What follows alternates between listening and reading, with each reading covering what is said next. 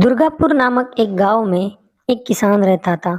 उसके पास दो घोड़े थे, एक काला घोड़ा और एक सफेद घोड़ा। काला घोड़ा बहुत ही ईमानदार और मेहनती था। वो किसान को बहुत अच्छा मुनाफा कमा के देता था।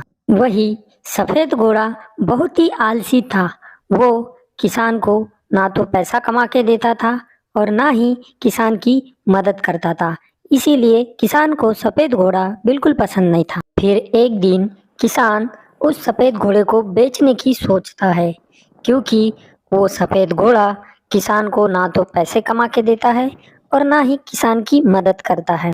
सफेद घोड़ा दिखने में बहुत ही सुंदर और आकर्षक था। वही उसके मुकाबले काला घोड़ा वो दिखने में थोड़ा बदसूरत था, लेकिन वो बहुत ही मेहनती था। फिर अगले दिन किसान उस सफेद घोड़े को बेचने के लिए बाजार में ले जाता है। बाजार जाने के लिए किसान को थोड़ा जंगली रास्ते से गुजरना पड़ता है और बीच में कई सारे गांवों से भी गुजरना पड़ता है। तभी दुर्गापुर के बगल वाले गांव के राजकुमार और उनकी राजकुमारी गांव की सैर करने के लिए निकल पड़ते हैं।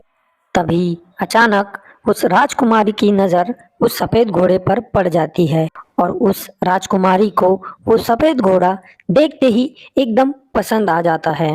अरे वाह! कितना अच्छा घोड़ा है। मुझे ये घोड़ा बहुत पसंद आया है। मुझे ये घोड़ा चाहिए।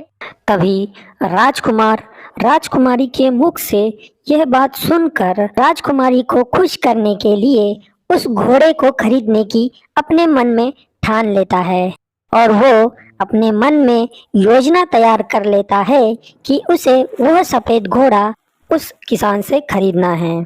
और फिर वो राजकुमार उस किसान से कहता है, रुको, तुम्हारा घोड़ा हमारी राजकुमारी को पसंद आ गया है। हम तुम्हें 1 लाख रुपए देते हैं। इसके बदले में तुम हमें ये सफेद घोड़ा हमें दे दो।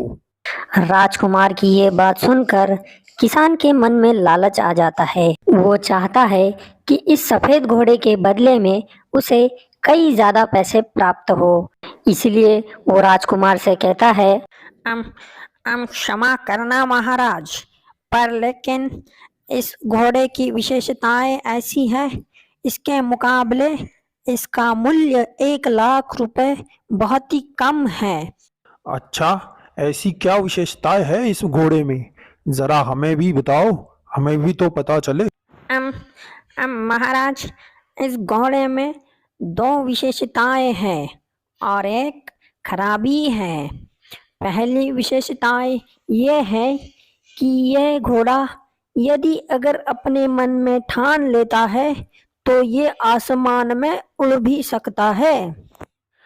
और दूसरी विशेषता ये है कि यदि अगर ये घोड़ा अपनी मन में ठान ले तो इस संसार में जितने भी घोड़े हैं उन सब से तेज दौड़ सकता है महाराज।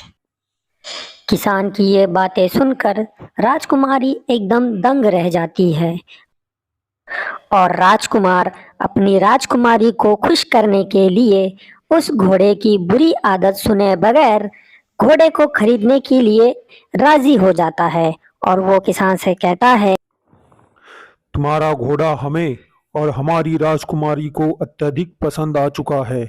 हम तुम्हें इसके मुकाबले 10 लाख रुपए देते हैं। अब ये 10 लाख रुपए तुम रखो और ये घोड़ा हमें दे दो। किसान 10 लाख रुपए राजा से लेकर घोड़ा उन्हें दे देता है।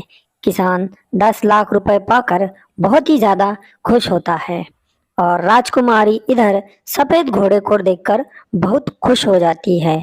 उस घोड़े को लेने के बाद राजकुमार और राजकुमारी उस घोड़े के साथ अपने राजमहल के लिए निकल जाते हैं। फिर एक दिन राजकुमारी उस घोड़े की विशेषताएं देखने के लिए उस घोड़े के साथ खेलने के लिए आ जाती है। वो उस घोड़े को उड़ने के लिए कहती है, पर घोड़ा तो घोड़ा होता है, घोड़ा कहाँ उड़ता है। तो वैसे ही वो घोड़ा उड़ नहीं पाता है। वो उड़ने की बहुत कोशिश करता है, पर वो घोड़ा उड़ने में असफल हो जाता है। यह सब देखकर राजकुमारी को बड़ा आश्चर्य होता है। राजकुमारी को लगता है कि घोड़ा मेरी आज्ञा का पालन नहीं कर रहा है, इसलिए वो घोड़े पर बैठकर उसे तेज रफ्तार से दौड़ने की सोचती है और जाकर घोड़े पर बैठ जाती है और उस घोड़े को तेज दौड़ने के लिए कहती है। पर वो घोड़ा तो बहुत ही आलसी होता है, इसीलिए वो घोड़ा ना तो जगह से हिलता है और ना ही दौड़ता है। ये सब देखकर राजकुमारी एकदम क्रोध से लाल हो जाती है। उसे बहुत ही ज्यादा गुस्सा आ जाता है। वो घोड़े से नीचे उतरती है और उस घोड़े की शिकायत करने के लिए महाराज की तरफ निकल पड़ती है। उधर महाराज उधर महाराज अपने दरबार में सेनापति के साथ बैठे हुए होते हैं। तभी राजकुमारी वहां पर आती है और महाराज से कहती है, महाराज, वो घोड़ा ना तो उड़ता है और ना ही दौड़ता है। बहुत ही आलसी घोड़ा है। मुझे वो घोड़ा बिल्कुल पसंद नहीं है। राजकुमारी की ये बातें सुनकर महाराज को बहुत ही ज्यादा गुस्सा आ जाता है और वो तुरंत अपने सेनापति को आदेश देते हैं और उसे कहते हैं, सेनापति, जाओ अभी के अभी उस किसान को मेरे समक्ष हाजिर करो, उसे दरबार में ले आओ। महाराज की आज्ञा सुनने के बाद सेनापति कहता है, जैसी आपकी आज्ञा महाराज।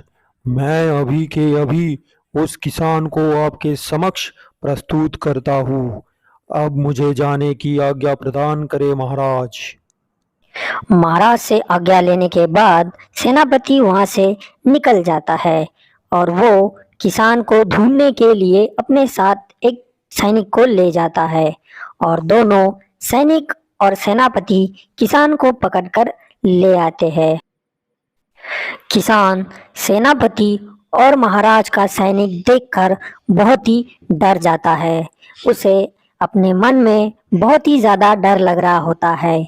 उसे प्रायश्चित हो जाता है, अपनी गलतियों का एहसास हो जाता है कि उसने बहुत ही बड़ी गलती कर दी है।